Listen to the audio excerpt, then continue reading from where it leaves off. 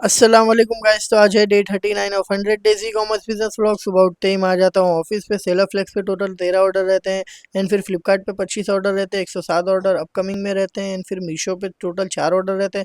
सबसे पहले seller flex के ऑर्डर एंड फिर मीशो के ऑर्डर एंड फिर फ्लिपकार्ट के ऑर्डर्स को निकाल लेता हूँ एंड फिर सेलर फ्लेक्स के मीशो के ऑर्डर लेके आ जाता हूँ। मीशो का ऑर्डर मेरा स्टाफ पैक कर लेता है एंड फिर सेलर फ्लेक्स के ऑर्डर को पैक करना चालू करता है एंड फिर सेलर फ्लेक्स के ऑर्डर को ले लेता हूँ मैं। मेरा डिलीवरी बॉय आ जाता है तो उसको देने के लिए मैं निकल जाता हूँ एंड फिर डिलीवरी बॉय को अपना सेलर फ्लेक्स का ऑर्डर दे देता हूँ मैं एंड फिर वापस निकल के आ जाता हूँ ऑफिस पे एंड फिर हम लोग फ्लिपकार्ट का ऑर्डर पैक करना शुरू कर देते हैं एक एक करके एंड फिर सारे ऑर्डर्स पैक हो जाने के बाद फिर मैं आ जाता हूँ। हमारी लाइट चली जाती है ऑफिस की, तो भी हमें प्रोडक्ट पैक करना रहता है भेजने के लिए, तो हम चालू कर देते हैं प्रोडक्ट को पैक करना।